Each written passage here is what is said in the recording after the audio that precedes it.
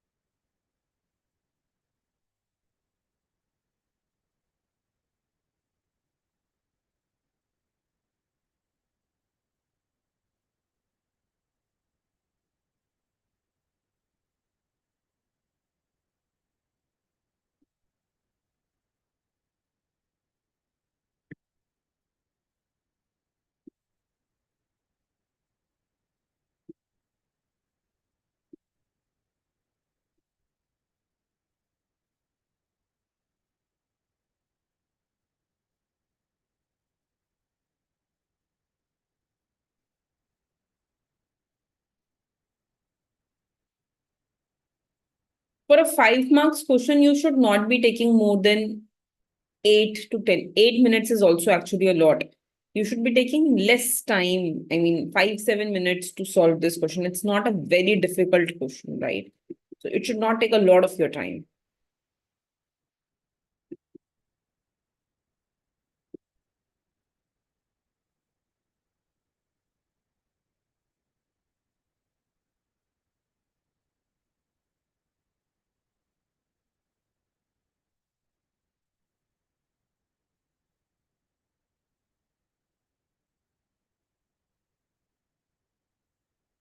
Okay, let's do this together now. So first of all, we need to explain what is deadweight loss. And then we need to tell how deadweight loss basically goes ahead and how it, is related to price ceiling. Okay. Now, today, the question is saying price ceiling, but similarly, the question can also be related to price floor, right? Jabhi bhi question can be related to monopoly, question can be related to externality. Everywhere you will see a deadweight loss, so kahin pe bhi ho sakta hai, right? So basically, you need to just understand that it is a concept which can be used across different places. Let's start. So what is a deadweight loss, beta? How will you write this? Deadweight loss is a concept in economics that refers to the loss of economic efficiency that occurs when allocation of resources is not optimal. Okay. So whenever allocation of resource it is not optimal, है ना, तो उसकी वजह से जो efficiency loss होता है, the efficiency loss that happens because allocation of resources is not optimal, that is called as deadweight loss. Simple. Okay. Now, when all can this deadweight loss happen? Let's explain that also. So this inefficiency arises when supply and demand are out of balance.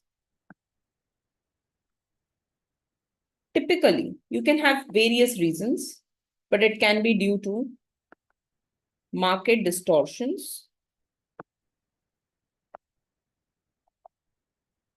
like taxes, subsidies, price ceiling, price floor, monopoly, externalities, etc. So we have given various reasons why deadweight loss can occur. ठीक है? So basically deadweight loss क्या है? It is the loss of the benefits that can occur in an economy. Why there is a loss of that benefit? Because market is not operating optimally. Market is not operating at equilibrium.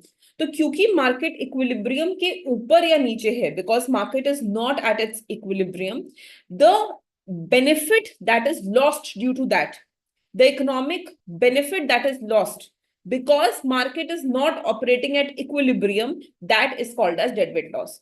Now, since this is a 5-mark question, we can assume easily that this is for 2 and this is for 3. Right? The application is always for more marks, although the distribution is not given. So directly now we can start focusing on the next part of the question. We have explained deadweight loss. And now we will start talking about why does price ceiling usually, how does it lead to deadweight loss? We'll talk about that, right? So there are two kinds of price ceiling. एक price ceiling तो वो हो गई बेटा where you are not affecting the equilibrium. So price ceiling is the maximum price that you can charge. ठीक है. So for example if I tell you this is demand and this is supply and the maximum price that can be charged is this. So price ceiling is above equilibrium. So this is called as non-binding price ceiling. In such cases, equilibrium is not affected and hence no deadweight loss.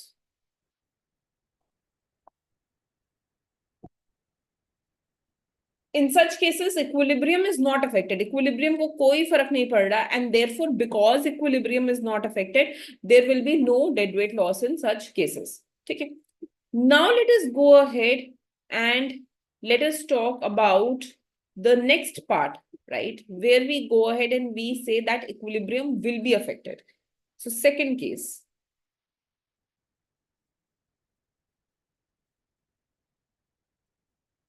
Again, demand. Please, I am requesting you go ahead and mark this properly. यहाँ पे quantity दो, axis measure करो. I'm not doing all of that, but you should be doing everything. Demand, supply, equilibrium price, and price ceiling. PC. So you can see here price ceiling is binding. ठीक है. Now, whenever price ceiling is binding, it creates shortage in the market. It creates shortage in the market क्योंकि जैसे ही ये price ceiling आया, the moment you have price ceiling, माने we have sealed that supply will never be more than this क्योंकि price ये हो गया, right? Even though demand is more, but supply is not there, so it has gone ahead and it has created a shortage, right? Where can this price ceiling happen? For example, rent controls often lead to shortage and hence deadweight loss. Now, just one thing here I want to kind of explain you. So since it is a 5 marks question, right? Then what can be done is that, you can also skip the non-binding diagram, right? You just have to make sure that you write according to the weightage of the question.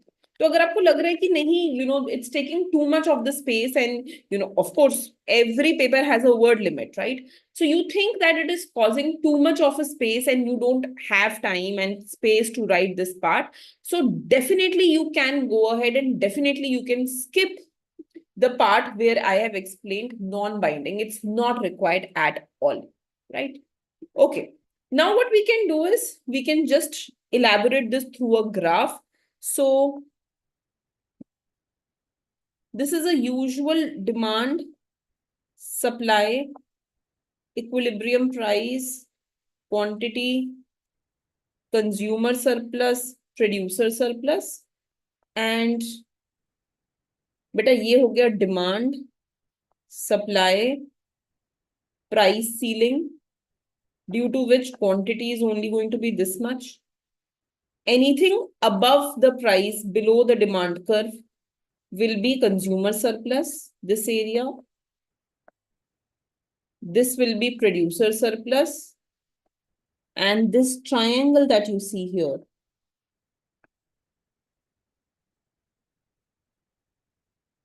this will be your deadweight loss. This will be your deadweight loss, right? So first of all, this diagram comparison is important because only then I can compare that there is a loss of welfare in the economy. As compared to the previous case, we are going ahead and we are losing the efficiency in the market, right? Now you can also go ahead and you can just explain this. So for that, you can take here consumer surplus, producer surplus, total surplus, consumer surplus, producer surplus, deadweight loss, total surplus. You can just go ahead and do this. Okay, just mark make a small table along with this graph. Just give some points A, P, O, C, A, P, S, O, D, E, F. ऐसा करके कुछ points दे दो. So that you can easily say that consumer surplus here is APO, producer surplus is POC. So total surplus will be AOC. And try to give the same points if required. You can keep C here.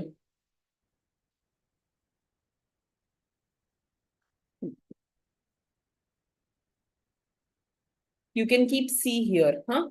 So your and O here. Right? And this can be some random point F. So consumer surplus will be A, F, D, P, S, ye wala area. Producer surplus will be P, S, D, C. Total surplus will be A, F, D, C, P, S, A. That means this. This is your total surplus. Okay, and deadweight loss will be P, F, O, D. So deadweight loss can be written as the loss in total surplus will be area AOC minus area AFDCPSA.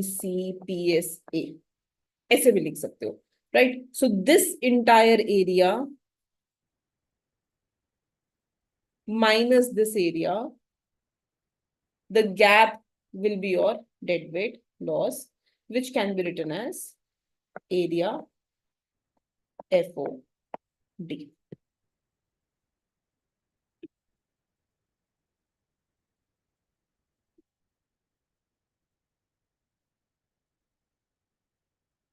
Oh, okay, 1 second.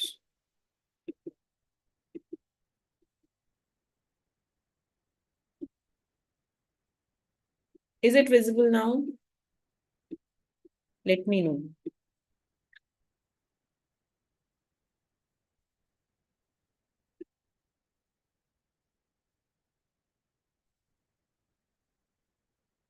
Okay. So this is how you can go ahead and you can explain this. Okay. Acha, one more thing here. Again, it depends on the weightage. Agar ye weightage zyada ho, if it is a 10 mark question or 15-mark question. I would want to explain this in detail. I would like to at least mention this part that, when there is price ceiling, same for floor also, it causes distortion. This word is very important. Distortion in economy, thereby leading to less quantity being traded.